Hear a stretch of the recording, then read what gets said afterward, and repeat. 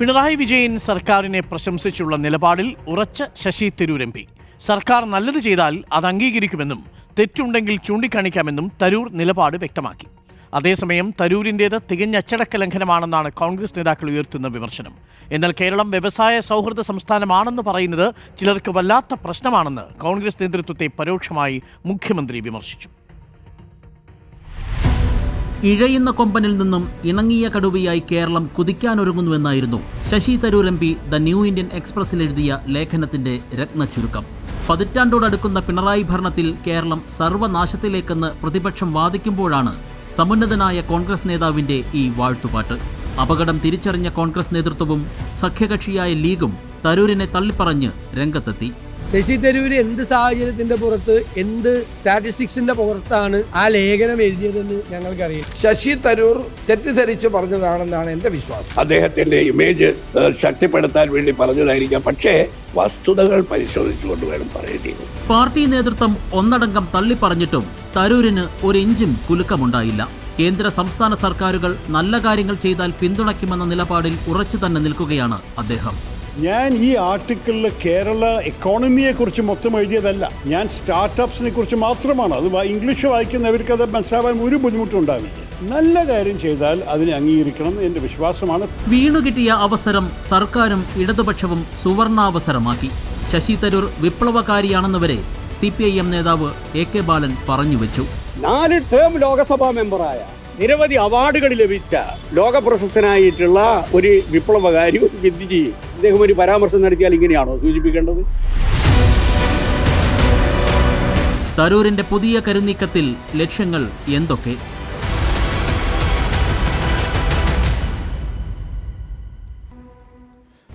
തരൂർ തലവേദനയോ എന്നാണ് ചോദ്യം. ശശി തരൂർ ഒരു ഇടവേളയ്ക്ക് ശേഷം വീണ്ടും കോൺഗ്രസ് നേതൃത്വത്തെ വിട്ടിലാക്കി എന്ന് തന്നെ പറയാം. 8.5 വർഷത്തെ ഈ സർക്കാർ നാട് മുടിപ്പിച്ചു എന്നാണ് കോൺഗ്രസ് വലിയ പ്രചരണായുധമായി ഉപയോഗിക്കുന്നത്. അതിനിടയിലാണ് ഇപ്പോൾ ശശി തരൂരിനെ മറിച്ച് CPM പ്രചരണായുധമായി ഉപയോഗിച്ച് തുടങ്ങുന്നത്. അതായത് ഈ സർക്കാരിൻ്റെ ബ്രാൻഡ് അംബാസഡറായിട്ട് ശശി തരൂരിനെ വെക്കാം എന്ന നിലയിലേക്ക് CPM എത്തിയിരിക്കുന്നു. തലവേദനയായോ കോൺഗ്രസിന് ശശി തരൂർ? നോക്കൂ, കേരളത്തിൽ വ്യവസായ വികസനം സംഭവിച്ചോ ഇല്ലയോ എന്നുള്ളതല്ലോ നമ്മുടെ ചർച്ച. മറിച്ച് അതുമായി ബന്ധപ്പെട്ട് ശശി തരൂർ എഴുതിയൊരു ലേഖനം ഇപ്പോൾ വിവാദമായിരിക്കുകയാണ്. ആ വിവാദം തുടർന്നുകൊണ്ടിരിക്കുകയുമാണ്. ആ അർത്ഥത്തിൽ ശശി തരൂർ നിശ്ചയമായും കോൺഗ്രസിന് തലവേദനയായിട്ടുണ്ട് എന്ന് തന്നെയാണ് ഞാൻ വിചാരിക്കുന്നത്. ഇതിനകത്ത് 2 കാര്യങ്ങളുണ്ട്. ഒന്നാമതായിട്ട്, ഇപ്പോൾ നല്ലത് കണ്ടാൽ നല്ലത് പറയണ്ടേ എന്നാണല്ലോ ശശി തരൂർ ചോദിക്കുന്നത്. പെട്ടെന്ന് തന്നെ നമ്മുടെ പൊതുസമൂഹത്തിൻ്റെ അഭിപ്രായം രൂപപ്പെടും. നല്ലത് കണ്ടാൽ നല്ലത് പറയണം. അക്കാര്യത്തിനകത്തൊന്നും തർക്കമില്ല. പക്ഷേ പ്രശ്നം എന്താണെന്ന് വെച്ചാൽ ഏതൊരു അഭിപ്രായവും കോൺടെക്സ്റ്റുവലാണ്, സാഹചര്യപരം കൂടിയാണ്. അതാര് പറയുന്നു, എപ്പോൾ പറയുന്നു, എങ്ങനെ പറയുന്നു എന്നൊക്കെ ഉള്ളത് വളരെ പ്രധാനമാണ്. ഒരു എഴുത്തുകാരൻ എന്നുള്ള നിലയ്ക്ക് ശശി തരൂരിന് സ്വാതന്ത്ര്യമില്ലേ? ഉണ്ടെന്നേ. ആ സ്വാതന്ത്ര്യമൊക്കെ ഉപയോഗിച്ചിട്ടുള്ള ആളുമാണ് ശശി തരൂർ. പക്ഷേ ശശി തരൂർ ഇപ്പോൾ വലിയൊരു പദവിയാണ് കോൺഗ്രസിൽ വഹിക്കുന്നത് എന്നുള്ളതാണ്. കോൺഗ്രസിൻ്റെ വർക്കിംഗ് കമ്മിറ്റി എന്ന് പറയുന്നതാണ് കോൺഗ്രസിൻ്റെ ഏറ്റവും ഉന്നതമായ പദവി എന്ന് പറയുന്നത്, ഉന്നതമായ ബോഡി എന്ന് പറയുന്നത്. ആ ബോഡിയിലെ ഒരു വളരെ പ്രധാനപ്പെട്ട മെമ്പറാണ് ശശി തരൂർ എന്നുള്ളത്. അപ്പോൾ ശശി തരൂരിന് ഒരു അഭിപ്രായം പറയുമ്പോൾ ഇപ്പോൾ എഴുത്തുകാരൻ എന്നതിനൊക്കെ അപ്പുറത്ത് ചില പരിമിതികളുണ്ട് എന്ന് തന്നെയാണ് ഞാൻ മനസ്സിലാക്കുന്നത്. പ്രധാനപ്പെട്ട പ്രശ്നം എന്താണ്? ഇപ്പോൾ നേരത്തെ അരുൺ പറഞ്ഞതുപോലെ കേരളത്തിൽ വ്യാവസായിക വികസനം വലിയ രീതിയിൽ സംഭവിച്ചുകൊണ്ടിരിക്കുന്നു എന്നുള്ളത് കേരളത്തിലെ LDF ഗവൺമെൻറ് വലിയൊരു ക്യാമ്പയിനാണ്. ആ ക്യാമ്പയിൻ ഏതാനും ആഴ്ചകളായിട്ട് അവർ വളരെ ശക്തമായി മുന്നോട്ട് കൊണ്ടുപോകുന്നൊരു ക്യാമ്പയിനുമാണ്. ഇപ്പം അടുത്ത വർഷം നിയമസഭാ തെരഞ്ഞെടുപ്പ് നടക്കാനിരിക്കുന്ന ഒരു സംസ്ഥാനമാണ് കേരളം. ഇപ്പോൾ നമുക്കറിയാലോ, ദേശീയ തലത്തിൽ ആകപ്പാടെ 2 സംസ്ഥാനങ്ങളാണ് കോൺഗ്രസിൻ്റെ കയ്യിലുള്ളത്. ഒന്ന് കർണാടക, 2 ഹിമാചൽ പ്രദേശ്. ഇനിയിപ്പോൾ ഏതെങ്കിലും ഒരു സംസ്ഥാനത്ത് നിയമസഭാ തെരഞ്ഞെടുപ്പിലൂടെ അവർ അധികാരത്തിൽ വരുമെന്ന് കോൺഗ്രസ് ആലോചിക്കുന്നത്, കോൺഗ്രസ് വിചാരിക്കുന്നത്, പ്രതീക്ഷിക്കുന്നത് കേരളം മാത്രമാണ്. തെലങ്കാന കൂടി. അതുപോലെ തെലങ്കാനയിലിപ്പം രേവന്ത് റെഡ്ഡി. സോറി, മൂന്ന് സർക്കാരുകൾ: തെലങ്കാന, കർണാടക, ഹിമാചൽ പ്രദേശ്. 2 ആം ആദ്മി പാർട്ടിയാണ്. ശരിയാണ്. അപ്പോൾ ഈ പറയുന്ന ഇനി ഏതെങ്കിലും ഒരു സംസ്ഥാനം നിയമസഭാ തെരഞ്ഞെടുപ്പിലൂടെ തങ്ങൾക്ക് ലഭിക്കുമെന്ന് അവർ പ്രതീക്ഷിക്കുന്നത് കേരളമാണ്. ഉത്തർപ്രദേശ് നോക്കേണ്ട കാര്യമില്ല, അവിടെ വിജയിക്കില്ല. അതേപോലെ തന്നെ ബീഹാർ നോക്കേണ്ട കാര്യമില്ല, അവിടെയും വിജയിക്കില്ല. അപ്പോൾ ആ അർത്ഥത്തിൽ കേരളത്തിൽ വലിയ പ്രതീക്ഷ വെച്ച് പുലർത്തുന്ന കോൺഗ്രസ് പാർട്ടിക്ക് ഇവിടെ പരാജയപ്പെടുത്തേണ്ടത് LDFനെയാണ്. ആ അടുത്ത തെരഞ്ഞെടുപ്പിൽ ഇപ്പം മാത്രമല്ല, ഈ ഈ വർഷാവസാനം തദ്ദേശ തെരഞ്ഞെടുപ്പ് നടക്കാനിരിക്കുകയാണ്. അപ്പോൾ യഥാർത്ഥത്തിൽ UDF ഉം LDF ഉം ഒരു ഫൈറ്റിംഗ് മോഡിലേക്ക് വന്നു കഴിഞ്ഞിരിക്കുന്നു. എന്തിനേറെ പറയുന്നു, കോൺഗ്രസിൽ തന്നെ ആര് മുഖ്യമന്ത്രിയാകണം എന്നതിനെ സംബന്ധിച്ച് തന്നെയുള്ള ചർച്ചകളും തർക്കങ്ങളും ഒക്കെ നടന്നിട്ടുണ്ട്. അപ്പം നിയമസഭാ തെരഞ്ഞെടുപ്പിലേക്കും തദ്ദേശ തെരഞ്ഞെടുപ്പിലേക്കും UDF ഉം കോൺഗ്രസും പോകുന്ന ഒരു സാഹചര്യത്തിൽ, സംസ്ഥാനത്ത് അത്തരത്തിലുള്ള രാഷ്ട്രീയ സാഹചര്യവും ഏറ്റുമുട്ടലും നടക്കുന്ന ഒരു സാഹചര്യത്തിൽ കോൺഗ്രസിൻ്റെ വർക്കിംഗ് കമ്മിറ്റി മെമ്പറായിട്ടുള്ള ശശി തരൂർ LDF ഗവൺമെൻറ് ഇവിടെ വലിയ വ്യവസായ വികസനം കൊണ്ടുവന്നു എന്ന് പറഞ്ഞാൽ കോൺഗ്രസിന് അത് വലിയ തിരിച്ചടിയാവുന്ന കാര്യത്തിൽ എന്താ സംശയം? കാരണം അടുത്ത നിയമസഭാ തെരഞ്ഞെടുപ്പിൽ ഏറ്റവും പ്രധാനപ്പെട്ട ഒരു അജണ്ടയായിട്ടൊരു പ്രചാരണായുധമായിട്ട് LDF മുന്നോട്ട് വെക്കാൻ പോകുന്ന ഒരു കാര്യമെന്ന് പറയുന്നത് സംസ്ഥാനത്ത് വലിയ വ്യവസായ വികസനം കൊണ്ടുവന്നു എന്നുള്ളതാണ്. അപ്പോൾ അതുകൊണ്ട് ഈ പറയുന്ന ശശി തരൂരിൻ്റെ പ്രസ്താവന എന്ന് പറയുന്നത് കോൺഗ്രസിനെ സംബന്ധിച്ചിടത്തോളം വെട്ടിലാക്കിയിട്ടുണ്ട്. അതുകൊണ്ട് ഞാൻ ഈ പറഞ്ഞതേ, ഈ ഏത് അഭിപ്രായവും കോണ്ടെക്സ്റ്റിലാണ്. ഒരു സമയത്ത് നിങ്ങളൊരു അഭിപ്രായം പറയുമ്പോൾ അഭിപ്രായത്തിൻ്റെ വരുംവരായ്മകൾ ആലോചിക്കേണ്ടതുകൊണ്ട്, പ്രത്യേകിച്ച് ഒരു പാർട്ടിയുടെ ഉത്തരവാദിത്തപ്പെട്ടൊരു ബോഡിയിൽ മെമ്പറായിരിക്കുന്ന ഒരാൾ പറയുമ്പോൾ അത് ആർക്ക് ഗുണം ചെയ്യുമെന്ന് ആലോചിക്കാനുള്ള ഉത്തരവാദിത്വവും ബാധ്യതയും ശശി തരൂരിനുണ്ട് എന്നാണ് ഞാൻ വിചാരിക്കുന്നത്. ഞാനൊരു കാര്യം പറയാം. ഇപ്പോൾ സംസ്ഥാന സർക്കാർ നല്ല കാര്യങ്ങൾ ചെയ്തിട്ടുണ്ടെങ്കിൽ നല്ല കാര്യങ്ങളാണ് എന്ന് പറയണ്ടേ എന്നാണല്ലോ ശശി തരൂർ ചോദിക്കുന്നത്. ഇന്ന് ദേശാഭിമാനിയുടെ പ്രധാനപ്പെട്ട ഹെഡ്ലൈനും അങ്ങനെ തന്നെയാണ്. നല്ലത് പറഞ്ഞാൽ കാണണ്ടേ എന്നാണ് ദേശാഭിമാനി അത് വലിയ രീതിയിൽ പ്രൊജക്റ്റ് ചെയ്തിരിക്കുന്നത്. അല്പം മുമ്പ് നമ്മൾ കേട്ടല്ലോ, AK ബാലൻ ശശി തരൂരിനെ വിപ്ലവകാരിയാക്കി കഴിഞ്ഞിരിക്കുകയാണ്. ആ അർത്ഥത്തിൽ താങ്കൾ ഇപ്പോൾ അരുൺ നേരത്തെ പറഞ്ഞ കണക്ക് LDF സർക്കാരിൻ്റെ ഒരു ബ്രാൻഡ് അംബാസഡറായിട്ട് ഉപയോഗിക്കാൻ പാകത്തിലൊരു അഭിപ്രായവും ഒരു ലേഖനവും എഴുതിയിട്ട് നിൽക്കുകയാണ് ശശി തരൂർ. ഒരു ചെറിയ വീഴ്ചയല്ല ശശി തരൂരിൻ്റെ ഭാഗത്തു നിന്ന് വന്നിരിക്കുന്നത്. കാരണം ഞാൻ നേരത്തെ സൂചിപ്പിച്ചതുപോലെ ഒരു തെരഞ്ഞെടുപ്പിലേക്ക് സംസ്ഥാനം പോകാനിരിക്കുന്ന സാഹചര്യത്തിലാണ് ആ തെരഞ്ഞെടുപ്പ് വലിയ ജീവൻ മരണ പോരാട്ടമാണ്. ഈ നടക്കാനിരിക്കുന്ന 26 നിയമസഭാ തെരഞ്ഞെടുപ്പ് കോൺഗ്രസിനെ സംബന്ധിച്ചിടത്തോളം വിജയിച്ചു വരുന്ന ഒരു പ്രതീക്ഷയും അവർക്കില്ല, അല്ലെങ്കിൽ വിജയിച്ചു വരാനുള്ള തത്രപ്പാടിലാണ് അവർ. ആ സമയത്താണ് ഈ സർക്കാരിനെ പ്രകീർത്തിച്ചുകൊണ്ട് ഇങ്ങനെ കോൺഗ്രസിൻ്റെ വർക്കിംഗ് കമ്മിറ്റി അംഗം തന്നെ രംഗത്ത് വരുന്നത്. അതുകൊണ്ടാണ് ഞാൻ പറഞ്ഞത് അതിനകത്ത് ഈ പറയുന്നൊരു ഒരു വീഴ്ച, തന്ത്രപരമായ വീഴ്ച ശശി തരൂരിനുണ്ടെന്നുള്ളത്. ഇപ്പോൾ കോവിഡ് കാലത്ത് എന്താ പ്രതിപക്ഷം തീരുമാനിച്ചത്?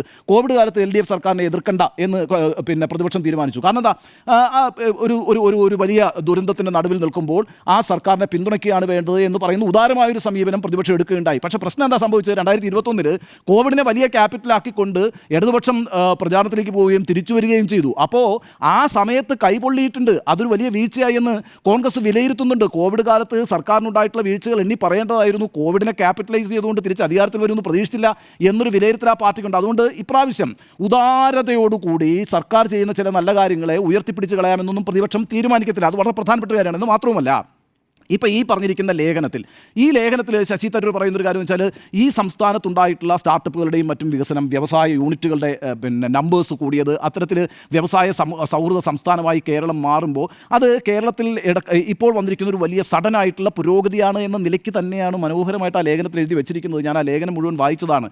അവിടെ ഒരു പ്രശ്നമുണ്ട്. അതാണ് കോൺഗ്രസ്സുകാർ ഉയർത്തിപ്പിടിക്കുന്ന പ്രശ്നം. അതാണ് ലീഗും ഇപ്പോൾ പറയുന്നൊരു പ്രശ്നം. അത് ഒരു പ്രത്യേക പീരീഡിൽ സംഭവിച്ചൊരു കാര്യമല്ല. അതിന് ഒരു മുൻകാലമുണ്ട്, ഒരു ഭൂതകാലം കൂടിയുണ്ട്. ഇന്നിപ്പോൾ കുഞ്ഞാലിക്കുട്ടി വന്നിട്ട് പറഞ്ഞല്ലോ, 91 മുതൽ തന്നെ ഇത്തരത്തിലുള്ള മുൻകൈ UDF ഗവൺമെൻറ് അടക്കം എടുക്കുന്നുണ്ട്. അതിന് അദ്ദേഹം വ്യവസായ മന്ത്രിയായിരിക്കുന്ന സമയത്താണ്, ആന്റണി മുഖ്യമന്ത്രി ആയിരിക്കുന്ന സമയത്താണ് കൊച്ചിയിൽ ഗ്ലോബൽ ഇൻവെസ്റ്റേഴ്സ് മീറ്റ് നടക്കുന്നത്, അല്ലേ? ജിം എന്ന് പറയുന്ന ഒരു വലിയ സംഭവം നടക്കുന്നത്. ജിമ്മൊക്കെ ആദ്യമായിട്ടാണ് കേരളത്തിൽ നടക്കുന്നത്. എനിക്ക് അതിപ്പോഴും ഓർമ്മയുണ്ട്. അന്ന് ജിം എന്ന് വിളിച്ച് കളിയാക്കിയിട്ടുമുണ്ട്. അന്ന് ട്രോളുകളൊന്നുള്ള കാലമല്ല, എങ്കിൽ കൂടിയും ആന്റണി ജിം എടുക്കുന്നു, കുഞ്ഞാലിക്കുട്ടി ജിം എടുക്കുന്നു എന്നൊക്കെ പറഞ്ഞിട്ടുള്ള തമാശകൾ പോലും ഇടതുപക്ഷം പ്രചരിപ്പിച്ചിട്ടുണ്ട്. അപ്പോൾ അന്ന് അങ്ങനെ ഗ്ലോബൽ ഇൻവെസ്റ്റേഴ്സ് മീറ്റ് പോലുള്ള പരിപാടികൾ നടത്തിയതിനൊക്കെ മറന്നുകൊണ്ട് വളരെ പെട്ടെന്ന് ഒരു വലിയ ഇൻവെസ്റ്റേഴ്സ് ബൂം ഇവിടെ ഉണ്ടായിരിക്കുന്നു എന്ന് മറ്റിൽ ശശി തരൂർ അവതരിപ്പിക്കുമ്പോൾ അതൊരു വലിയ പ്രശ്നമാണ്. അവിടെയാണ് ഞാൻ പറയുന്നത്, നിങ്ങൾക്ക് ഈ സംസ്ഥാനത്തിൻ്റെ വ്യാവസായിക പുരോഗതിയെക്കുറിച്ച് വിശദമായി തന്നെ എഴുതാം. പക്ഷേ കോൺഗ്രസിൻ്റെ വർക്കിംഗ് കമ്മിറ്റി ആയിരിക്കുമ്പോൾ ഈ സംസ്ഥാന തെരഞ്ഞെടുപ്പിലേക്ക് പോകുമ്പോൾ ഇതിൻ്റെ ഒരു ഭൂതകാലത്തെ കൂടി വിവരിച്ചുകൊണ്ട് ഇക്കാര്യത്തിൽ UDF എടുത്തിട്ടുള്ള ഇനിഷ്യേറ്റീവ്, UDF കൊണ്ടുവന്നിട്ടുള്ള നയംമാറ്റങ്ങൾ, ഇതെല്ലാം പറഞ്ഞുകൊണ്ടൊരു പ്രതിരോധം തീർക്കേണ്ട ആളാണെന്നേ യഥാർത്ഥത്തിൽ ശശി തരൂർ തിയറി ഉണ്ടാക്കണം. അതായത് അടുത്ത തെരഞ്ഞെടുപ്പിൽ ഞങ്ങളിതാ വലിയ വ്യവസായ വികസനം കൊണ്ടുവന്നിരിക്കുന്ന ഒരു ഇൻവെസ്റ്റേഴ്സ് ബൂം ഇവിടെ സംഭവിച്ചിരിക്കുന്നു എന്ന് ഇടതുപക്ഷം പറയാനിരിക്കുമ്പോൾ അത് ഇപ്പോൾ സംഭവിച്ചൊരു കാര്യമല്ല എന്നും ഇപ്പോൾ നിങ്ങൾക്ക് ഒരു വെളിവ് വന്നിട്ടുണ്ട് എന്നും അതൊരു പാരഗ്രാഫിൽ പറയുന്നുണ്ട് കേട്ടോ. മുൻകാലങ്ങളിൽ ഇത്തരം സംരംഭങ്ങളെയൊക്കെ എതിർത്തിരുന്ന ആളുകൾക്ക് ഇപ്പോൾ അതിനെ എന്താ പറയുക, സപ്പോർട്ട് ചെയ്യാനും അതിനൊരു വഴി തുറന്നു വയ്ക്കാനും ഒക്കെ കഴിയുന്ന നല്ല കാര്യമാണെന്ന് അദ്ദേഹം പറഞ്ഞിട്ടുണ്ട്. പക്ഷേ ഊന്നൽ അതിനല്ല. ഈ ലേഖനത്തിലെ ഊന്നൽ എന്ന് പറയുന്നത് വലിയ രീതിയിലൊരു ഇൻഡസ്ട്രിയൽ വിപ്ലവം തന്നെ കേരളത്തിൽ സംഭവിച്ചിരിക്കുന്നു എന്ന മട്ടിലാണ് ശശി തരൂർ ഇത് പറഞ്ഞു വയ്ക്കുന്നത്. അത് ഒരു പാർട്ടിയുടെ ഉത്തരവാദിത്തപ്പെട്ട പോസ്റ്റിലിരിക്കുന്ന ഒരാൾ പറഞ്ഞുകൂടാ എന്നുള്ളതാണ് കോൺഗ്രസിനെ അലട്ടുന്ന പ്രശ്നമെന്ന് പറയുന്നത്. മാത്രമല്ല, ഈ പറയുന്ന നോക്കൂ, ഈ പ്രായോഗിക രാഷ്ട്രീയത്തെക്കുറിച്ച് ബുദ്ധിയില്ലാത്തൊരാളോ വിവേകമില്ലാത്തൊരാളോ അല്ലല്ലോ ശശി തരൂർ. ശശി തരൂരിനെ എപ്പോഴൊക്കെ എങ്ങനെയൊക്കെ പ്ലേസ് ചെയ്യണമെന്ന് വളരെ കൃത്യമായിട്ട് അറിയാമെന്നേ. ഇപ്പോൾ NSSൻ്റെ ആസ്ഥാനത്ത് പോകുമ്പം വളരെ കൃത്യമായിട്ട് കസവുമുണ്ട കൊടുത്ത് തറവാടി നായരാകാൻ ഒരു ബുദ്ധിമുട്ടുള്ള ആളല്ലല്ലോ ശശി തരൂർ. അതുപോലെ തന്നെ ഒരു മുഖ്യമന്ത്രി സാധ്യതയുണ്ട് എന്നറിയുന്ന ശശി തരൂർ നേരെ മലബാറിലേക്ക് പോവുകയാണ്. മലബാറിൽ പോയിട്ട് ലീഗിൻ്റെയും മറ്റ് നേതാക്കളുടെയൊക്കെ ക്യാമ്പയിൻ ചെയ്തിട്ട് ഒരു പിന്തുണ ഉറപ്പിക്കുകയാണ്. ഈ രീതിയിൽ പ്രാക്ടിക്കലായ ഒരു നല്ല പൊളിറ്റീഷ്യനായിട്ട് ശശി തരൂർ മാറിയിട്ടുണ്ട്. അപ്പോൾ പ്രായോഗിക ബുദ്ധിയില്ലാത്തൊരു രാഷ്ട്രീയക്കാരനല്ല ശശി തരൂർ. ശശി തരൂരിന് ഇപ്പോഴത്തെ കേരളം കടന്നു പോകുന്ന സാഹചര്യവും ഇനി വരാനിരിക്കുന്ന കോൺഗ്രസ് നേരിടാനിരിക്കുന്ന UDF നേരിടാനിരിക്കുന്ന തെരഞ്ഞെടുപ്പ് അടക്കമുള്ള കാര്യങ്ങളൊക്കെ അറിയാം. അപ്പോഴും ഇത്തരത്തിലുള്ളൊരു അഭിപ്രായം പറയുന്നു എന്ന് പറയുന്നത് ശശി തരൂർ ആ പാർട്ടിയോട് കാണിക്കുന്ന നീതികേടാണ് എന്നാണ് എൻ്റെ അഭിപ്രായം. അതുകൊണ്ട് കോൺഗ്രസിനെ സംബന്ധിച്ചിടത്തോളം ഇത് അഫോർഡബിൾ അല്ല. കോൺഗ്രസിനെ സംബന്ധിച്ചിടത്തോളം ഇത് വളരെ കോസ്റ്റ്ലിയാണ്. അത് നിശ്ചയമായിട്ടും ഇന്നിപ്പോൾ മുഖ്യമന്ത്രി എന്താ പറയുന്നത്, ഞങ്ങൾ ചെയ്തുകൊണ്ടിരിക്കുന്ന നല്ല കാര്യങ്ങളെ പ്രകീർത്തിക്കുകയാണ് ശശി തരൂർ ചെയ്യുന്നത്. അത് യഥാർത്ഥത്തിൽ ചെയ്തിരിക്കുന്നത് കോൺഗ്രസ് ഞങ്ങൾക്കെതിരായിട്ട് ഉന്നയിച്ചുകൊണ്ടിരിക്കുന്ന വിമർശനങ്ങളുടെ എല്ലാം മുന്നോടിക്കുകയാണ് എന്നല്ലേ മുഖ്യമന്ത്രി പിണറായി വിജയൻ പറഞ്ഞിരിക്കുന്നത്. അതുതന്നെയല്ലേ CPM-ന്റെ സംസ്ഥാന സെക്രട്ടറി ആയിട്ടുള്ള MV ഗോവിന്ദ മാസ്റ്റർ പറഞ്ഞിരിക്കുന്നത്. ഓരോ നേതാക്കളും പുറത്തേക്ക് ഇറങ്ങിയെന്നുകൊണ്ട് ഇന്നിപ്പോൾ പറഞ്ഞുകൊണ്ടിരിക്കുന്ന ഒരേ ഒരു കാര്യം, ശശി തരൂർ ഇതാ വസ്തുതകളെല്ലാം മനസ്സിലാക്കി കാര്യങ്ങൾ പറഞ്ഞിരിക്കുന്നു, കോൺഗ്രസിന് ഇതൊന്നും തിരിയുന്നില്ല, ജനങ്ങൾ നോക്കൂ, എതിരാളികൾ പോലും ഞങ്ങളെ പ്രകീർത്തിക്കുന്നു. ആ രീതിയിലൊരു വലിയ പ്രചാരണം നടത്താനുള്ള ആയുധം കൊണ്ടുപോയി CPM-ന്റെ കയ്യിൽ കൊടുത്തിട്ട് ഞാൻ ഇവിടെ നല്ലത് കണ്ടാൽ നല്ലത് പറയുമെന്ന് പറയുന്നത്, നല്ലത് പറയാം, നല്ലത് പറയുന്നത് വീട്ടിലിരുന്ന് പറയണം എന്നുള്ളതേ പ്രശ്നമുള്ളൂ. MP ആയിട്ട് മത്സരിച്ചൊരു പാർട്ടിയുടെ പിന്തുണയിൽ ജയിച്ച് പാർലമെൻറ്റിൽ പോയിരിക്കുന്നു. ആ പാർട്ടിയുടെ തന്നെ ഏറ്റവും ഉന്നതമായ ബോഡിയിലിരിക്കുന്നു. ആ CWCയിലേക്ക് വന്നത് എങ്ങനെയാണ്? ശശി തരൂർ CWCയിലേക്ക് വന്നത് എങ്ങനെയാണ്? ഹസൻ എന്ന് പറഞ്ഞിട്ടുണ്ടല്ലോ, നിങ്ങൾ ഏത് അഭിപ്രായം പറഞ്ഞു, പക്ഷേ CWCയിൽ ഇറങ്ങിയിട്ട് വേണം പറയാൻ. ഞാനൊരു ഉദാഹരണം പറയട്ടെ. കഴിഞ്ഞ ദിവസം 530 കോടി രൂപ കേന്ദ്ര സർക്കാർ ഇങ്ങോട്ടേക്ക് അനുവദിച്ചല്ലോ. ഈ 530 കോടി രൂപ അനുവദിക്കുമ്പം AICCയുടെ ജനറൽ സെക്രട്ടറിയും CWC മെമ്പറുമായിട്ടുള്ള KC വേണുഗോപാൽ ഒരു സ്റ്റേറ്റ്മെൻറ്റ് നടത്തുന്നു എന്ന് വിചാരിക്കുക. ഇവിടെ അവർ UDF ആണല്ലോ, പ്രതിപക്ഷമാണല്ലോ, LDF വലിയ പരാജയമാണ്, സർക്കാർ കേന്ദ്ര സർക്കാർ ഇപ്പോൾ പൈസ കൊടുത്തിട്ടുണ്ട് എന്നൊരു സ്റ്റേറ്റ്മെൻറ്റ് KC വേണുഗോപാൽ നടത്തി ഇറങ്ങിയിരിക്കും.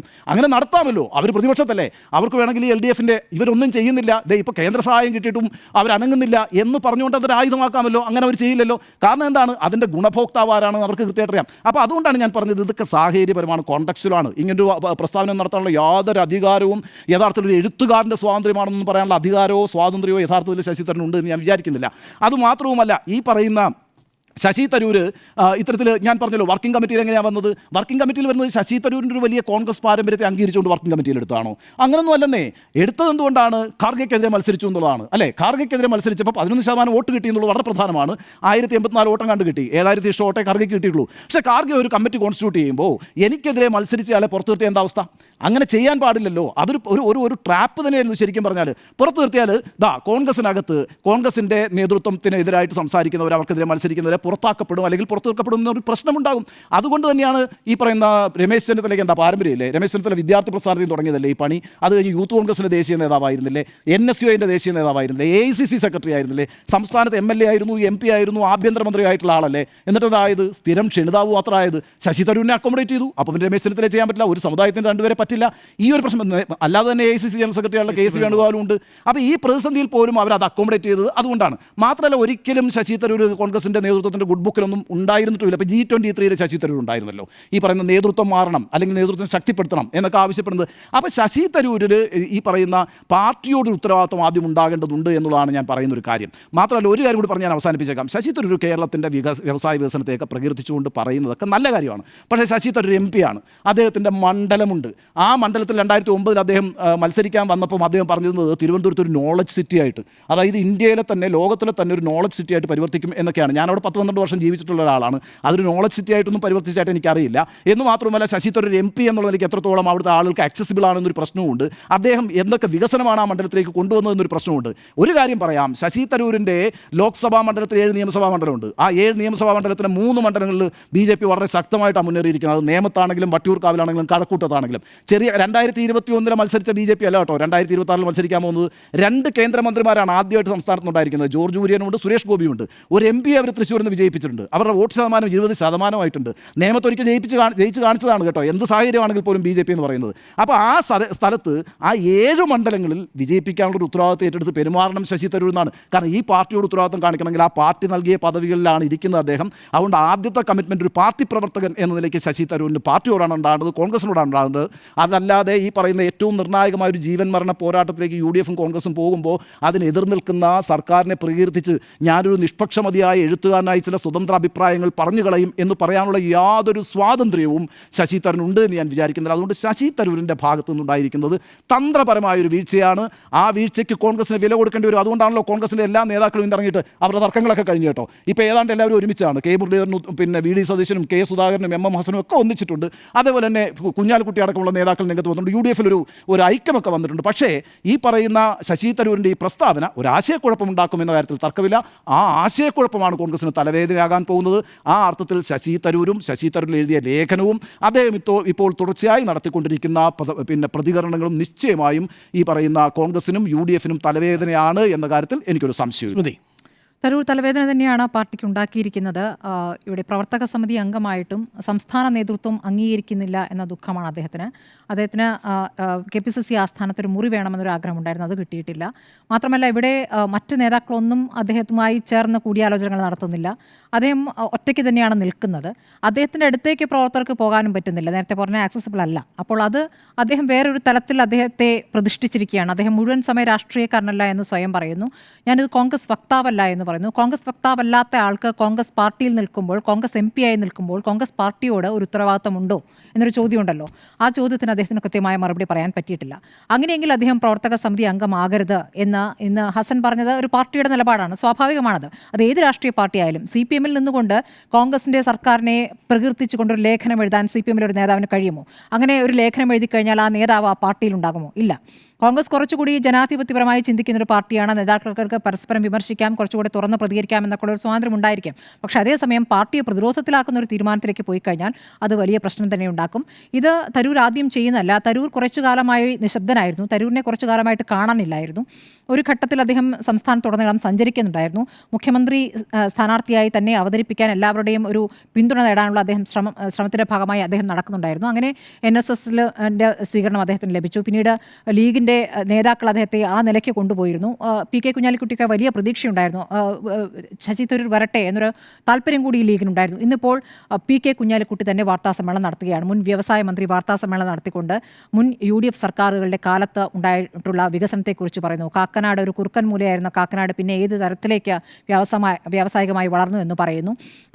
UDF കാലത്ത് വ്യവസായങ്ങൾ കൊണ്ടുവരുമ്പോൾ അതിനെങ്ങനെയൊക്കെയാണ് ഇടതു പാർട്ടികൾ എതിർത്തിരുന്നതെന്നും സമരങ്ങളിലൂടെ തകർക്കാൻ ശ്രമിച്ചതെന്നും പറയുന്നു. അപ്പോൾ ഇങ്ങനെയൊക്കെ പറയേണ്ടി വരുന്ന ഒരു സാഹചര്യം ഇവിടെ തരൂർ സൃഷ്ടിച്ചു എന്നുള്ളതാണ്. ഇവിടെ വ്യാവസായികമായി വളർച്ചയുടെ കാര്യം നോക്കുമ്പോൾ അതത് സർക്കാരിൻ്റെ കാലത്ത് ഓരോ തരം പദ്ധതികളുമായി ഒക്കെ മുന്നോട്ട് പോയിട്ടുണ്ട്. അതിലൊരു ആരാണ് മുന്നിൽ എന്നുള്ള തർക്കത്തിലേക്കൊക്കെ പോകുമ്പോൾ അത് വലിയ ചർച്ചകളിലേക്ക് കൊണ്ടുവരും. അതല്ലല്ലോ യഥാർത്ഥത്തിലുള്ള പ്രശ്നം. ഇവിടെ ഇന്ന് എന്താണ് തരൂർ പറഞ്ഞു വെച്ചത്? തരൂർ ഈ ഘട്ടത്തിൽ ഇത് പറയാമോ എന്നുള്ളത്. ഇവിടെ മൂന്നാം ഊഴത്തിന് തയ്യാറെടുക്കുകയാണ് പിണറായി സർക്കാർ. അതിനുള്ള ആത്മവിശ്വാസം അവർക്കുണ്ട് എന്നാണ് അവർ പൊതുവേദികളിൽ പറഞ്ഞുകൊണ്ടിരിക്കുന്നത്.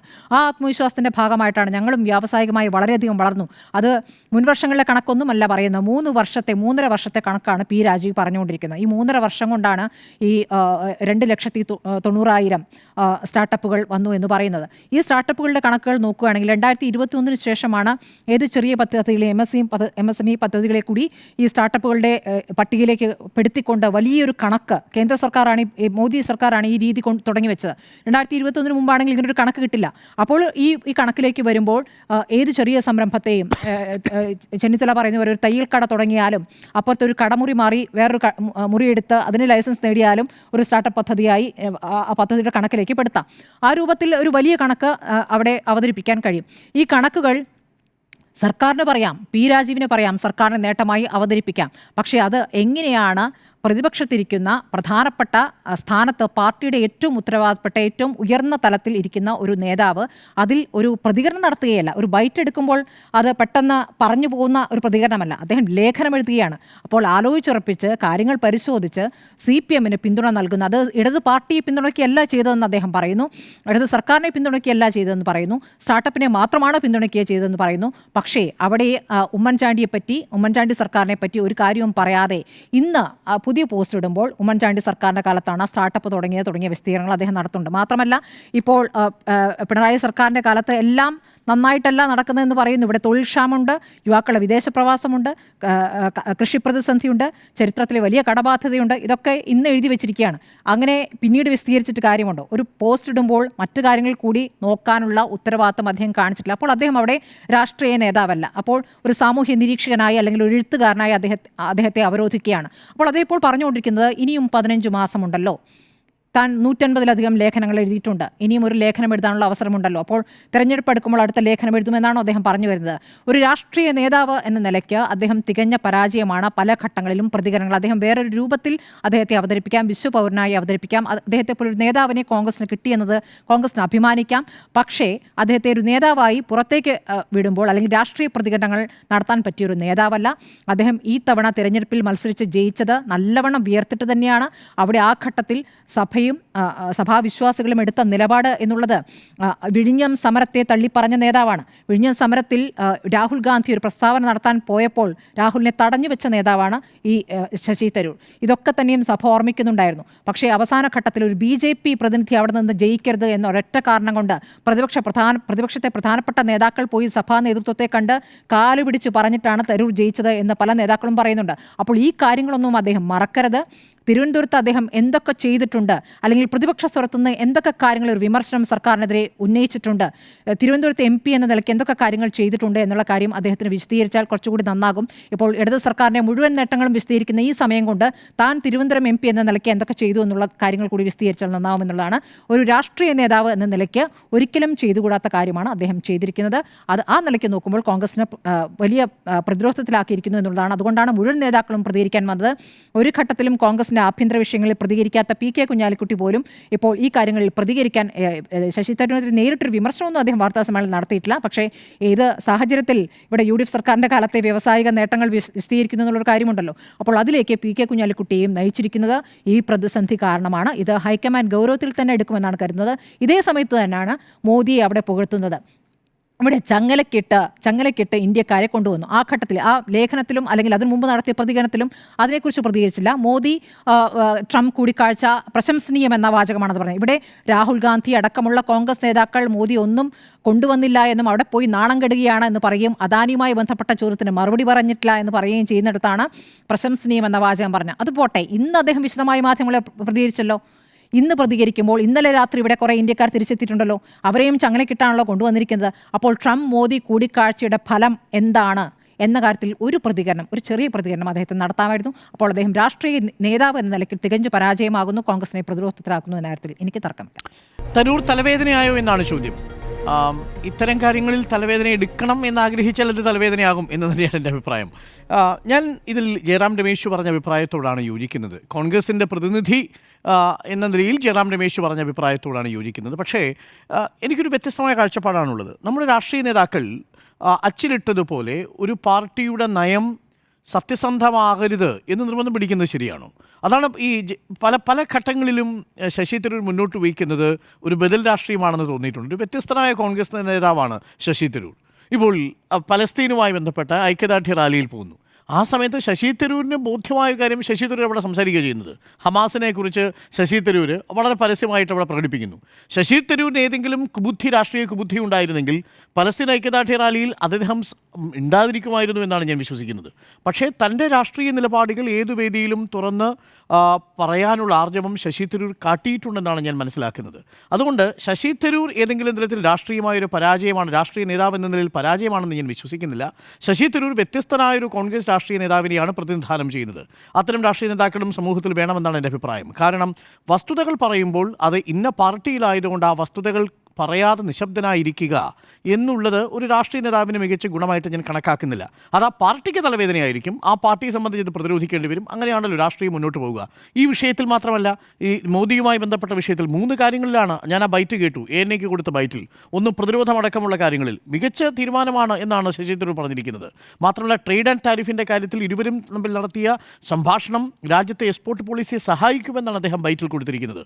3, വിലങ്ങണിയിച്ചുകൊണ്ട് നമ്മളുടെ അനധികൃത കുടിയേറ്റക്കാരെ തിരിച്ചുകൊണ്ടുവന്ന കാര്യത്തിൽ അടഞ്ഞ മുറിയിൽ ഒരുപക്ഷെ കൂടുതൽ സംസാരിച്ചിട്ടുണ്ടാവാം എന്നുകൂടി പറഞ്ഞു വയ്ക്കുന്നു. അത് കഴിഞ്ഞിട്ടാണ് വീണ്ടും ഒരിടം കൂടി എത്തുന്നത്. പക്ഷേ പറയുന്നുണ്ട്. പക്ഷേ ഈ കാര്യത്തിൽ കനകോലുവിന് സമാനമായ അഭിപ്രായമാണുള്ളത്. കനകോലു പറഞ്ഞിരിക്കുന്നത് ശശി തരൂരിനെ സപ്പോർട്ട് ചെയ്തൊരു സ്റ്റേറ്റ്മെൻറ്റ് ഇപ്പോൾ വന്നിട്ടുണ്ട്. അപ്പോൾ ഞാൻ മനസ്സിലാക്കുന്നത് വസ്തുതകളെ വസ്തുതകളായി സമീപിക്കാനും ചില രാഷ്ട്രീയ നേതാക്കൾ വേണം.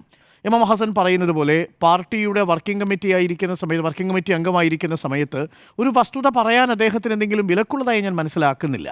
കേരളത്തിൽ അദ്ദേഹം ഫാക്ച്വലായിട്ടാണ് ശശി തരൂർ സംസാരിച്ചിരിക്കുന്നതെന്നാണ് എൻ്റെ അഭിപ്രായം. അദ്ദേഹത്തിൻ്റെ രാഷ്ട്രീയവും പല ഘട്ടങ്ങളിലും ഫാക്ച്വലായി സംസാരിക്കാൻ അദ്ദേഹം നിർബന്ധിതനാവുന്നു. അത് അദ്ദേഹത്തെ കുഴപ്പത്തിൽ ചാടിച്ചിട്ടുണ്ടെന്നുള്ള വസ്തുതയാണ്. അത് ഞാൻ മറച്ചു വയ്ക്കുന്നില്ല. അത് കക്ഷി രാഷ്ട്രീയത്തിൻ്റെ ഒരു ഇടുങ്ങിയ കാഴ്ചപ്പാടിലൂടെ നോക്കുമ്പോൾ ശശി തരൂർ പരാജയമാണെന്ന് നമുക്ക് കാണേണ്ടി വരും. എന്നാൽ കുറച്ചുകൂടി വിശാലമായ ഒരു രാഷ്ട്രീയത്തിൽ നോക്കിയാൽ ശശി തരൂർ ഒരു ഒബ്സർവേഷൻ മുന്നോട്ട് വെച്ചിരിക്കുന്നു. അത് വസ്തുതയുടെ അടിസ്ഥാനത്തിലാണ്. ഇന്നും ശശി തരൂർ ചലഞ്ച് ചെയ്യുന്നുണ്ട്, നിങ്ങൾ വസ്തുതാപരമായി തെറ്റെന്ന് തെളിയിക്കൂ. ശശി തരൂർ പറഞ്ഞതിനെ വസ്തുതാപരമായി നിങ്ങൾ എങ്ങനെ തെറ്റെന്ന് തെളിയിക്കും? അദ്ദേഹം പുറത്തുവിട്ടിരിക്കുന്നത് എന്താ? അദ്ദേഹം പുറത്തുവിട്ടിരിക്കുന്നത് നിലവിൽ ഗ്ലോബൽ സ്റ്റാർട്ടപ്പ് എക്കോസിസ്റ്റം റിപ്പോർട്ടാണ് പുറത്തുവിട്ടിരിക്കുന്നത്. ഗ്ലോബൽ സ്റ്റാർട്ടപ്പ് എക്കോസിസ്റ്റം റിപ്പോർട്ട് അദ്ദേഹം പുറത്തുവിടേണ്ട കാര്യമുണ്ട്. കാരണം കേരളത്തിൽ ഈ വ്യവസായ സൗഹൃദം ആകുന്നില്ല കേരളം. ഹർത്താലുകൾ കൊണ്ട് കേരളത്തെ ബുദ്ധിമുട്ടിക്കുന്നു എന്ന് വരുന്നൊരു ഘട്ടത്തിലാണ് ശശി തരൂർ തന്നെ ഇതിനു മുമ്പ് ആ കണക്ക് മുന്നോട്ട് വെച്ചിരിക്കുന്നത്. എന്താണ് ആ കണക്ക്? അമേരിക്കയിലും സിംഗപ്പൂരിലും ഒരു വ്യവസായം തുടങ്ങാൻ, ഒരു ബിസിനസ് സംരംഭം തുടങ്ങാൻ കേവലം 3 ദിവസം മതി. ഇന്ത്യയിലാണെങ്കിൽ 114 ദിവസം എടുക്കും, കേരളത്തിലാണെങ്കിൽ 236 ദിവസം എടുക്കും എന്ന കണക്ക് ശശി തരൂർ നമ്മുടെ മുന്നിലേക്ക് വെച്ചിട്ടുണ്ട്. അവിടെയാണ് പി രാജീവ് കേരളത്തിൽ നിന്നൊരു വ്യവസായ സ്ഥാപനം, ഒരു എൻ്റർപ്രണർഷിപ്പ് സ്റ്റാർട്ട് ചെയ്യാൻ 2 മിനിറ്റ് സമയം മതിയെന്നും മറ്റൊരു എൻ്റർപ്രണർ വന്നിട്ട് ഞാൻ ചായ കുടിച്ച് തിരിച്ച് വീട്ടിലേക്ക് ചെല്ലുന്ന സമയത്ത് ലൈസൻസ് എനിക്ക് ഡൗൺലോഡ് ചെയ്യാൻ സാധിച്ചുവെന്നും ബാക്കി എല്ലാ ലൈസൻസുകളും 3 വർഷത്തിനുള്ളിൽ മാത്രം സമർപ്പിച്ചാൽ മതി, ബാക്കി സർട്ടിഫിക്കറ്റുകൾ 3 വർഷത്തിനുള്ളിൽ മാത്രം സമർപ്പിച്ചാൽ മതി എന്ന് ഈസ് ഓഫ് ഡൂയിങ് ബിസിനസിൻ്റെ ഭാഗമായി 1-ാം നമ്പറിലേക്ക് കേരളം എത്തി എന്നുള്ള കണക്ക് മുന്നിലുണ്ട്. ഈ കണക്കുകൾ പുറത്തുവിടുന്നത് വെറുതെ അല്ലല്ലോ. ഞാൻ ഇന്ന് എടുത്ത് നോക്കുകയായിരുന്നു, നമ്മുടെ ഈ ചർച്ചയ്ക്ക് വരുന്നതിന് തൊട്ട് മുമ്പ് നമ്മുടെ ഈ വർഷത്തെ 2022 മുതൽ 23 വരെ, 23 മുതൽ 24 വരെയും സർക്കാർ എൻ്റർപ്രണർ ഇയർ ആയിട്ടാണ് ആഘോഷിക്കുന്നത് അല്ലെങ്കിൽ ആചരിക്കുന്നത്. ഇയർ ഓഫ് enterprises.kerala.gov.in ഈ വെബ്സൈറ്റിൽ പോയാൽ കേരളത്തിൽ ഇന്നുവരെ നമ്മൾ തുടങ്ങിയിരിക്കുന്ന എല്ലാ സ്റ്റാർട്ടപ്പുകളെക്കുറിച്ചുള്ള ഡീറ്റെയിലിംഗ് ഉണ്ട്. അതിൽ കൗതുകകരമായൊരു സ്റ്റാറ്റിസ്റ്റിക്സ് ഉണ്ട്. ഞാനത് ശ്രദ്ധിച്ചു.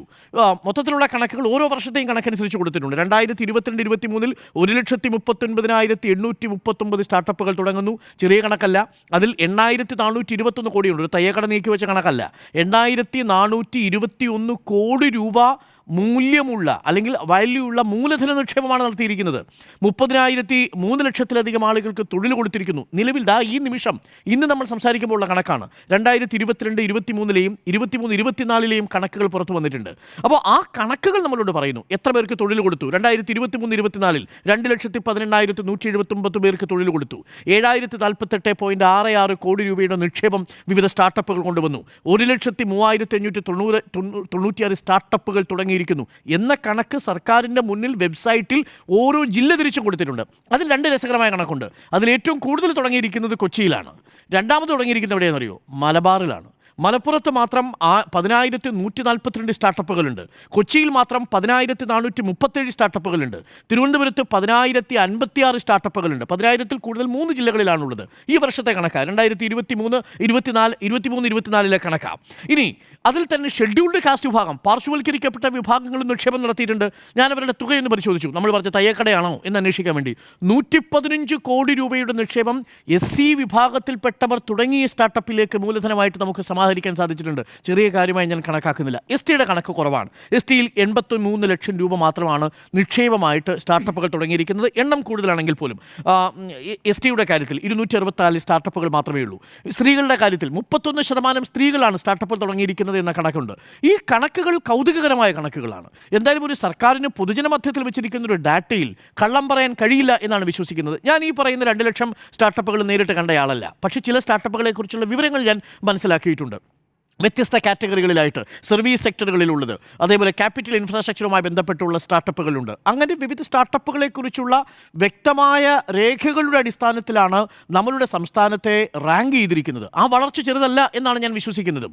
എങ്ങനെയാണ് കഴിഞ്ഞ തവണ ആഗോള റാങ്കിങ്ങിനേക്കാൾ ഏകദേശം 280-ലധികം കൂടുതൽ വളർച്ച നമുക്കിടെ സ്റ്റാർട്ടപ്പിൻ്റെ ഗ്രോത്തിന് നേടാൻ സാധിച്ചു എന്ന കണക്ക് സംസ്ഥാനത്തെ ഒരു MP അഭിമാനകരമായ കണക്കാണ്. അദ്ദേഹം ഇത് എഴുതുന്നത് കേരളത്തിലെ ജനങ്ങളെ കൂടി മാത്രമല്ല, മാത്രമല്ല, അതാ നോക്കൂ, നിങ്ങൾ കേരളത്തെ നോക്കൂ. കേരളത്തിലെ സ്റ്റാർട്ടപ്പുകൾ വികസിക്കുന്നു, കേരളത്തിലൊരു പുതിയ കൾച്ചർ വരുന്നു. പക്ഷേ അവിടെ അദ്ദേഹത്തിന് ഒരു കാര്യം കൂടി കൂട്ടി യോജിപ്പിക്കാമായിരുന്നു. നേരത്തെ ഉണ്ണി ബാലകൃഷ്ണൻ പറഞ്ഞതുപോലെ കേരളത്തിൽ ആദ്യമായി സ്റ്റാർട്ടപ്പ് മിഷൻ തുടങ്ങുന്നത് ആരാണ്? സ്റ്റാർട്ടപ്പ് മിഷൻ തുടങ്ങുന്നത് പി.കെ. കുഞ്ഞാലിക്കുട്ടിയാണ്.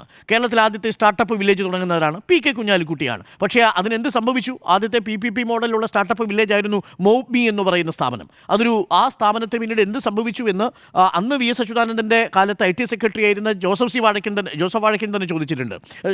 ജോസഫ് സി മാത്യു ചോദിച്ചിട്ടുണ്ട്. അപ്പോൾ ജോസഫ് സി മാത്യു അന്ന് മോബ്മിയെ കുറിച്ച് പറഞ്ഞത് അത് യഥാർത്ഥത്തിൽ ബെയിലൗട്ടിന് വേണ്ടിയിട്ടുള്ള പദ്ധതിയായിരുന്നെന്നും സർക്കാരിൻ്റെ 2.5 കോടി രൂപ തട്ടിക്കാനുള്ള പദ്ധതിയായിരുന്നു എന്നും അദ്ദേഹം തന്നെ പറയുന്നുണ്ട്. വൈറ്റ് പേപ്പറും ആവശ്യപ്പെട്ടിട്ടുണ്ട്. അത് ആ ഘട്ടത്തിലുള്ളതാണ്. പക്ഷേ എങ്കിൽ പോലും ഞാൻ ആ സ്റ്റാർട്ടപ്പ് വില്ലേജിനെ സ്വാഗതം ചെയ്യുന്ന ആളാണ്. അതൊരു ട്രെൻഡിൻ്റെ തുടക്കമായിരുന്നു. ജിം കൊണ്ടുവരാനുള്ളത് അന്ന് ഉമ്മൻചാണ്ടി സർക്കാരിൻ്റെ കാലത്ത് പി.കെ. കുഞ്ഞാലിക്കുട്ടി വ്യവസായ വകുപ്പ് മന്ത്രിയായിരുന്ന രണ്ടാമത് 2016 വ്യവസായ വകുപ്പ് മന്ത്രിയായിരുന്ന സമയത്ത് എന്ത് ചെയ്തു? പരീക്ഷയ്ക്ക് ഗ്രേസ് മാർക്ക് കൊടുക്കാൻ തീരുമാനിച്ചു വിദ്യാർത്ഥികൾക്ക്. ഏത് വിദ്യാർത്ഥികൾക്ക്? സംരംഭകത്വവുമായി മുന്നോട്ട് വരുന്ന, പുതിയ ആശയങ്ങളുമായി മുന്നോട്ട് വരുന്ന വിദ്യാർത്ഥികൾക്ക്. ഇതുകൂടി അതിൻ്റെ ഭാഗമാക്കി ചേർക്കാമായിരുന്നു എന്നത് ഒഴിച്ചു നിർത്തിയാൽ ഏതെങ്കിലും തരത്തിലൊരു വസ്തുത പറയുന്നതിന് ഒരു കക്ഷി രാഷ്ട്രീയം ഒരു തടസ്സമാകേണ്ടതില്ല എന്നൊരു കാഴ്ചപ്പാട് കൂടിയുണ്ട്.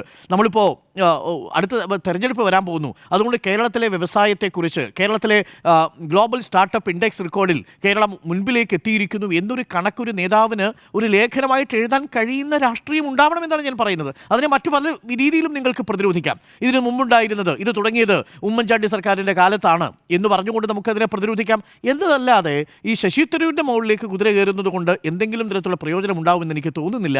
അത് ആ അർത്ഥത്തിൽ CPM-ന് ഗുണകരമായി തീർന്നേക്കാം. പക്ഷേ അത് കോൺഗ്രസ് എന്ന് പറയുന്ന രാഷ്ട്രീയ പാർട്ടിയെ, തങ്ങളുടെ രാഷ്ട്രീയത്തെ കൂടി വിശാലമായ കാഴ്ചപ്പാടിൽ ഉയർത്താൻ ശശി തരൂരിന് സാധിച്ചു എന്നാണ് എൻ്റെ ടേക്ക്. ഇപ്പോൾ ഇതിൽ തന്നെ വ്യത്യസ്ത അഭിപ്രായങ്ങൾ വന്നിട്ടുണ്ട്. നേരത്തെ കനകോലുവിൻ്റെ അഭിപ്രായം വന്നു. ശബരിനാഥൻ അതിനെ ക്രിട്ടിക്കലായിട്ടാണ് സമീപിച്ചതെങ്കിലും ആ രീതിയിൽ തള്ളിയിട്ടില്ല. അതേപോലെ സുധാകരൻ ശശി തരൂരിനെ തള്ളാതെ പി.കെ. കുഞ്ഞാലിക്കുട്ടിയുടെ കാലത്താണ് ഈ പദ്ധതി വന്നത് എന്നതാണ് പറയുന്നത്. പല രീതിയിൽ അതിനെ ഇൻ്റർപ്രറ്റ് ചെയ്യാൻ സാധ്യതയുണ്ടെങ്കിൽ പോലും ശശി തരൂരിന് അത് പറയാനുള്ള എല്ലാ അവകാശവും ഉണ്ട് എന്ന് തന്നെയാണ് എൻ്റെ ടേക്ക്. അതുകൊണ്ടാണ് ഞാൻ പറയുന്നത് ശശി തരൂർ എല്ലാ കാലത്തും കോൺഗ്രസിൽ വ്യത്യസ്തനായൊരു കോൺഗ്രസ്സുകാരനായിരുന്നു. അദ്ദേഹം ഒരിക്കലും കേരളത്തിലെ കോൺഗ്രസ്സുകാരനായിരുന്നില്ല എന്നതാണ് എൻ്റെ ടേക്ക്. ഇഴയുന്ന കൊമ്പനായിരുന്ന കേരളം ഇണങ്ങുന്ന കടുവയായി മാറിയതാണ്. ശശി തരൂർ തലവേദനയായോ? ശശി തരൂരിൻ്റെ നിലപാട് ശരിയാണോ തെറ്റാണോ എന്നുള്ളതാണ് പ്രധാനപ്പെട്ട കാര്യം. ശശി തരൂരിൻ്റെ നിലപാട് എന്താ? കേരളത്തിൻ്റെ ഒപ്പമാണ് ശശി തരൂരിൻ്റെ നിലപാട്. കേരളത്തിലെ വ്യവസായ സമൂഹത്തിനൊപ്പമാണ് ശശി തരൂർ നിലപാടുകൾ. ആ നിലപാടിനെ കോൺഗ്രസ് അംഗീകരിക്കുന്നുണ്ടോ ഇല്ലയോ എന്നുള്ളതാണല്ലോ പ്രധാനപ്പെട്ട പ്രശ്നം. ശശി തരൂരിൻ്റെ നിലപാടും കോൺഗ്രസിൻ്റെ നിലപാടും രണ്ടാണ് എന്നുള്ളതാണ് എം വാസൻ പറയുന്നത്. എം വാസൻ എന്താണ് പറയുന്നത്? കോൺഗ്രസിൻ്റെ നിലപാട് ഇങ്ങനെയല്ല എന്ന് പറയുമ്പോൾ കോൺഗ്രസിൻ്റെ നിലപാട് കേരളത്തിലെ വ്യവസായ സമൂഹത്തിന് എതിരാണോ എന്നുള്ളതാണ് എൻ്റെ ചോദ്യം. കേരളത്തിലെ വ്യവസായ സമൂഹത്തിനെതിരാണ് കോൺഗ്രസിൻ്റെ നിലപാടെങ്കിൽ ശശി തരൂരിൻ്റെ നിലപാട് ഈ പറഞ്ഞതുപോലെ തന്നെ തെറ്റാണ് എന്നുള്ളതാണ്. എന്താണ് കേരളത്തിലെ വ്യവസായ സമൂഹത്തിൻ്റെ പ്രത്യേകത എന്ന് പറഞ്ഞാൽ? കേരളത്തിൽ അടുത്ത കാലത്തായിട്ട് ഒരു വ്യവസായം പൂട്ടിപ്പോയിട്ടില്ല. ഏത് വ്യവസായ കേരളത്തിൽ പൂട്ടിപ്പോയിട്ടുള്ളത്? 2016 ശേഷം ഈ പറഞ്ഞ കിറ്റക്സുമായി ബന്ധപ്പെട്ട പ്രശ്നങ്ങളല്ലാതെ പ്രധാനപ്പെട്ട ഏത് വ്യവസായങ്ങളാണ് കേരളത്തിൽ പോയിട്ടുള്ളത്? ഒരു വ്യവസായം കൂടി കേരളത്തിൽ പൂട്ടിപ്പോയിട്ടില്ല. ട്രേഡ് യൂണിയനുകളുടെ എത്ര വലിയ പ്രശ്നങ്ങൾ കേരളത്തിൽ ഉണ്ടാകുന്നുണ്ട്. ട്രേഡ് യൂണിയൻ്റെ അതിപ്രസരം എത്ര കേരളത്തിൽ നടക്കുന്നുണ്ട്? ഒരു ട്രേഡ് യൂണിയൻ അതിപ്രസരം നടക്കുന്നില്ല എന്നുള്ളതാണ്. നോക്കുകൂലിയെ ബന്ധപ്പെട്ട എന്തെങ്കിലും കേസ് കേരളത്തിൽ നടക്കുന്നുണ്ടോ? ഒരു കേസ് നോക്കുകൂലിയെ ബന്ധപ്പെട്ട് നടക്കുന്നില്ല എന്നുള്ളതാണ്. വ്യവസായ എങ്ങനെയാണ് ഒരു വ്യവസായം കേരളത്തിൽ സൗഹൃദമാകുന്നത്? എങ്ങനെയാണ് വ്യവസായ സൗഹൃദമായിട്ടൊരു സംസ്ഥാനം മാറുന്നത്? എങ്ങനെയാണ്? അവിടെയുള്ള എല്ലാ സംവിധാനങ്ങളും റെഡിയാവണം. ട്രേഡ് യൂണിയൻ്റെ പ്രശ്നങ്ങൾ ഉണ്ടാകാൻ പാടില്ല. നോക്കൂലിയുമായി ബന്ധപ്പെട്ട പ്രശ്നങ്ങൾ ഉണ്ടാകാൻ പാടില്ല. അവർക്കുള്ള ലോക്കൽ അറ്റ്മോസ്ഫിയർ എല്ലാം റെഡിയാവണ്ടേ? അവർക്കുള്ള പാതകൾ റെഡിയാവണം, വഴികൾ റെഡിയാവണം, സിറ്റികൾ റെഡിയാവണം. ഇതെല്ലാം റെഡിയായി. അങ്ങനെയാണ് 2016 തുടങ്ങി 2023 വരെ ഉള്ള 25 വരെയുള്ള സമയങ്ങളിൽ ഞാൻ പറയുന്ന 67,000 കോടിയുടെ അടിസ്ഥാന വികസനം ഈ വ്യവസായങ്ങൾക്ക് വലിയ രീതിയിലുള്ള മാറ്റം കൊണ്ടുവരാൻ പറ്റി എന്നുള്ളതാണ്. ഏതൊക്കെ രീതിയിലാണ് വ്യവസായം? ടൂറിസം വലിയ രീതിയിലുള്ള വ്യവസായം കേരളത്തിൽ വരുത്തിയില്ലേ? എന്ത് മാറ്റങ്ങളാണ് കേരളത്തിൽ വരുത്തിയത്? ഇന്ത്യയിൽ തന്നെ ഏറ്റവും അധികം 5 സ്റ്റാർ ഹോട്ടലുകളുള്ള സംസ്ഥാനം കേരളമാണ്. ഏറ്റവും കൂടുതൽ കാരവൺ ടൂറിസം മുതൽ എവിടെയാണ് നമ്മുടെ ഹോം സ്റ്റേ വരെ എത്തി നിൽക്കുന്ന വലിയ രീതിയിലുള്ള ടൂറിസം ഡെവലപ്മെൻറ്റ് കേരളത്തിൽ വന്നു. ഈ പറയുന്ന വലിയ രീതിയിലുള്ള മാറ്റം കേരളത്തിൽ വന്നുകൊണ്ട് അടിസ്ഥാനപരമായി അടിസ്ഥാന വികസനങ്ങൾ കേരളത്തിൽ വന്നു എന്നുള്ള അടിസ്ഥാന വികസനം കേരളത്തിൽ വരുമ്പോൾ എന്താണ്? വ്യവസായ സൗഹൃദമായി ഈ സംസ്ഥാനം മാറും എന്നുള്ളതാണ്. സ്റ്റാർട്ടപ്പുകളെ സംബന്ധിച്ചിടത്തോളം പറഞ്ഞു നോക്കൂ. നിങ്ങൾ സ്റ്റാർട്ടപ്പുകൾ എങ്ങനെയാണ് കാൽക്കുലേറ്റ് ചെയ്യുന്നത്? ഇന്ത്യ രാജ്യം അവരുടെ സ്റ്റഡി നടത്തി ആ സ്റ്റഡിയിൽ നിന്നും 28ാമത് നിന്ന സംസ്ഥാനത്തെ 1ാമതെത്തിച്ചു. അത് ചെറിയ കാര്യമാണോ? അത് ആരാണ്? ബി ജെ പിയുടെ സർക്കാർ എടുത്ത അല്ലെങ്കിൽ അവർ ഉണ്ടാക്കിയ റിപ്പോർട്ടിൻ്റെ അടിസ്ഥാനത്തിൽ കമ്മ്യൂണിസ്റ്റ് പാർട്ടി ഭരിക്കുന്ന കേരളം എവിടെയാണ്? 1ാമതെത്തി. അതിൻ്റെ അടുത്തൊന്നും കർണാടകയില്ല, തെലുങ്കാനയില്ല, തമിഴ്നാടില്ല. നമ്മുടെ അടുത്തുള്ള സംസ്ഥാനങ്ങൾ വലിയ സംസ്ഥാന എന്താണ് വ്യവസായ സൗഹൃദമാണെന്ന് നമ്മൾ പറഞ്ഞ തമിഴ്നാടില്ലല്ലോ, കർണാടക ഇല്ലല്ലോ, തെലുങ്കാന ഇല്ലല്ലോ. കിറ്റക്സ് ഇവിടുന്ന് പോയാൽ തെലുങ്കാന പോലും ഇല്ല.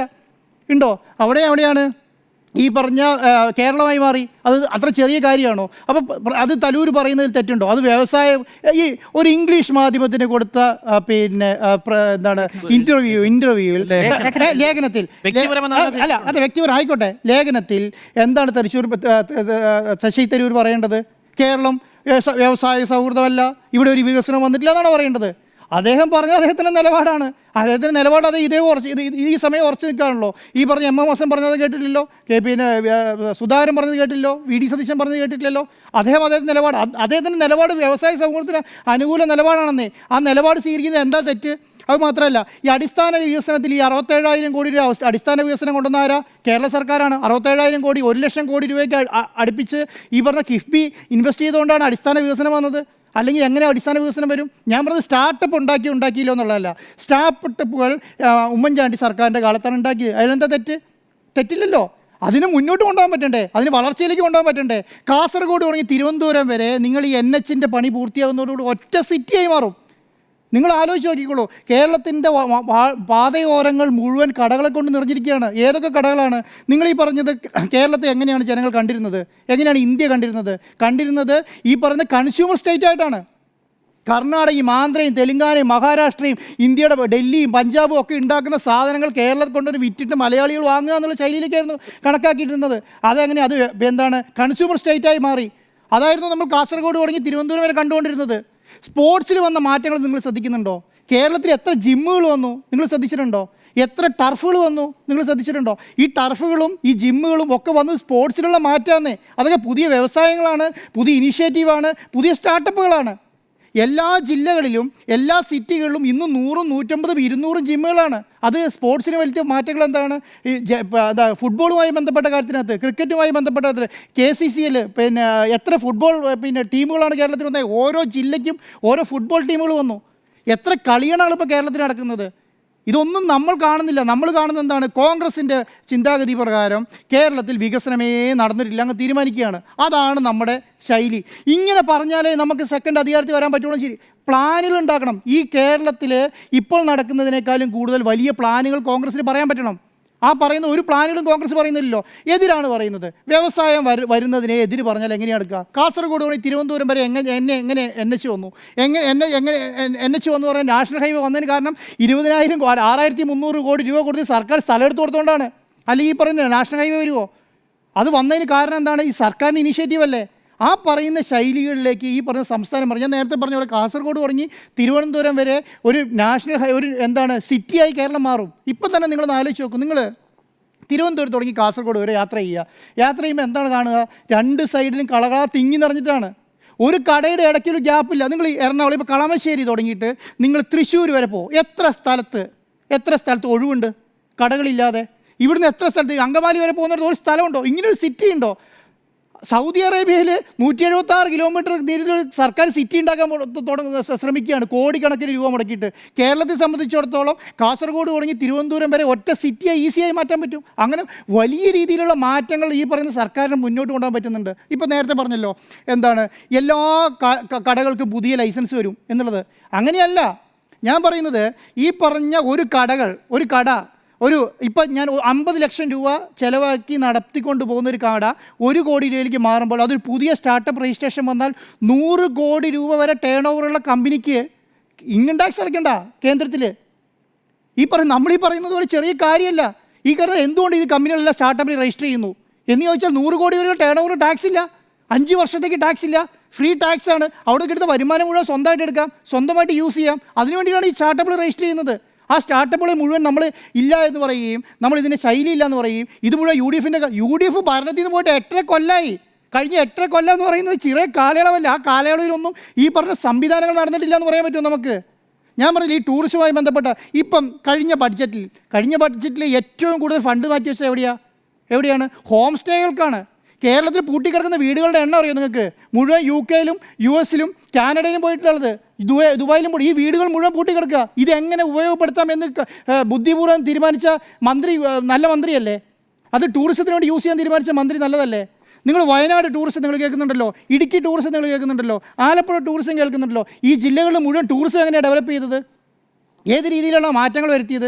നിങ്ങൾ എല്ലാ കാര്യം ഈ വനം വകുപ്പിൻ്റെ സംവിധാനം ഒഴിച്ചു നിർത്തിയിട്ട് കേരളത്തിലെ ഇപ്പം ഈ പി രാജീവ് മന്ത്രി എന്ന് പറയുന്നു. ഞാൻ അടുത്ത കാലത്ത് ഇന്ന് മിഡ് അഡ്ജസ്റ്റിൽ കയറുന്ന മുമ്പ് ശ്രദ്ധിച്ച ഒരു കാര്യം എന്ന് പറയുന്നത്, എന്തൊക്കെ പ്രോഗ്രാമുകൾ ഈ പറഞ്ഞ സംവിധാനങ്ങളുമായി ബന്ധപ്പെട്ട് പുറത്തുനിന്ന് ആളെ ആകർഷിക്കാൻ വേണ്ടി നിരവധി പ്രോഗ്രാമുകളാണ് ഈ പറയുന്ന വ്യവസായ വകുപ്പ് ചെയ്തിട്ടുള്ളത്. കേരളത്തിനും പുറത്തും ഇന്ത്യക്ക് വെളിയിലും UK യിലും US യിലൊക്കെ പോയിട്ട് പരിപാടികൾ നടത്തി. നമ്മളെപ്പോഴും പറയുന്നല്ലോ, എന്താണ് അമേരിക്കയിൽ പോയി പിണറായി വിജയൻ മറ്റേ സ്റ്റീൽ കസേരയിലിരുന്നു എന്നൊക്കെ പറഞ്ഞ് നമ്മൾ കളിയാക്കിയില്ലേ? അതിൻ്റെയൊക്കെ ബെനിഫിറ്റ് വരാൻ പോകുന്നുള്ളൂ. ഒറ്റ പ്രശ്നം ഞാൻ നോക്കിയിട്ട് ഇപ്പോൾ കേരളത്തെ സ്റ്റാർട്ടപ്പിൽ നിന്ന് പുറത്തേക്ക് തെറിപ്പിക്കാൻ ഒറ്റ പ്രശ്നം കാര്യമുള്ളൂ, ഫ്ലൈറ്റിൻ്റെ കണക്ടിവിറ്റി. ഈ ഒരു പ്രശ്നം തീർന്നാൽ കേരളത്തിലെ വ്യവസായ സമ്മർദ്ദം കുതിക്കും. കാരണം എന്താ പറയുക, കേരളത്തിലേക്ക് കറക്റ്റ് ഫ്ലൈറ്റ് കണക്ടിവിറ്റി ഇല്ല. നിങ്ങൾക്ക് US നിന്ന് ഡയറക്റ്റ് ഇല്ല, UK നിന്നില്ല, കാനഡയിൽ നിന്നില്ല, GCC കൺട്രീസിൽ നിന്നില്ല, അല്ല മറ്റുള്ള രാജ്യങ്ങൾ ഈ 169 രാജ്യങ്ങളിൽ നിന്ന് ഒരു രാജ്യത്ത് പോലും ഡയറക്റ്റ് ഫ്ലൈറ്റ് കണക്ടിവിറ്റി ഇല്ല. എല്ലാം ബാംഗ്ലൂരിലേക്കും ബോംബെയിലേക്കും ഡൽഹിയിലേക്കുമാണ്. കേരളത്തിലേക്ക് ഡയറക്റ്റ് ഫ്ലൈറ്റ് കണക്ടിവിറ്റി വരുന്നതാണെങ്കിൽ എല്ലാ രാജ്യങ്ങളിൽ നിന്നും വികസനം വരും. എല്ലാ രാജ്യങ്ങളിൽ നിന്നും ആൾക്കാർ ഇവിടെ വന്ന് ഈ വികസനം ഈ സംവിധാനങ്ങളും കണ്ടത് പരമാർത്ഥമാണെങ്കിൽ മാത്രമാണ് ഇവിടെ ഇൻവെസ്റ്റ്മെൻറ്റ് നടത്തുള്ളൂ. ഞാൻ എൻ്റെ അഭിപ്രായത്തിന് ഇപ്പോൾ പറയുന്നത് എന്താണെന്ന് അറിയോ, കിഫ്ബിയിൽ നിന്നൊരു 10,000 കോടി മാറ്റി വെച്ചിട്ടുണ്ടെങ്കിൽ കേരളത്തിൽ സ്വന്തമായിട്ടൊരു ഫ്ലൈറ്റ് വേണം. ഇതുണ്ടെങ്കിൽ മാത്രമാണ് നമ്മുടെ ഇഷ്ടത്തിന് ഫ്ലൈറ്റ് കൊണ്ടുവരാൻ പറ്റുള്ളൂ.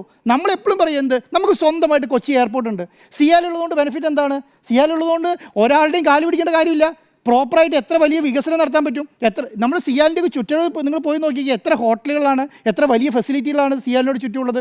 ഇതുപോലെ സ്വന്തമായിട്ടൊരു ഫ്ലൈറ്റും കൂടി ഉണ്ടെങ്കിൽ, ഫ്ലൈറ്റ് കണക്ടിവിറ്റി ഉണ്ടെങ്കിൽ വ്യവസായം കുതിക്കും എന്നുള്ളതാണ് ശശി തരൂർ നിലപാട്. സർക്കാർ നിലപാടിനെ പോലെ ഒപ്പമല്ല, ഈ പറയുന്ന സർക്കാർ വസ്തുതകൾക്കൊപ്പമാണ് നിന്നത് എന്നുള്ളതാണ് ഏറ്റവും വലിയ കാര്യം. ആ വസ്തുത കോൺഗ്രസ് തിരിച്ചറിയുകയും കോൺഗ്രസ് അതിനെ എങ്ങനെ കവറപ്പ് ചെയ്യാം, കുറ്റം പറഞ്ഞതുകൊണ്ട് കവറപ്പ് ചെയ്യാം എന്ന് കോൺഗ്രസ് വിചാരിച്ചത് പരമാർത്ഥമാണ്. അത് കനകോലുവിന് മനസ്സിലായി, ഇവിടുത്തെ കോൺഗ്രസ് നേതാക്കന്മാർക്ക് മനസ്സിലായിട്ടില്ല എന്നുള്ളതാണ് സത്യം. അപ്പോൾ തരൂർ തലവേദനയോ എന്ന ചോദ്യത്തിന് 3 പേരുടെ അഭിപ്രായം യെസ് എന്നും ഒരാളുടെ അഭിപ്രായം നോ എന്നുമാണ്.